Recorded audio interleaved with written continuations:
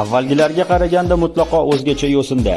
Har tur, har xil emotsiyalar, hayajonli lahzalar va kutilmagan natijalarga boy ruhda o'tayotgan mamlakat Super Ligasining bu yilgi mavsumi o'zining ayni qizg'in pallasiga yaqinlashmoqda. 9-turda ham bizni bir-biridan qiziqarli o'tishi taxmin qilinayotgan o'yinlar kutmoqda.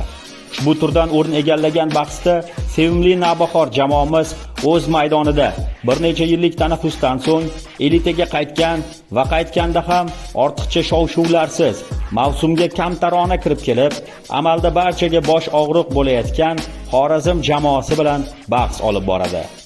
Bu ikki jamoaning geografik joylashuvi bir-biriga mutlaqo uzoq, ammo muxlislari bir-biriga juda yaqin va samimiy kayfiyatda bo'lgan.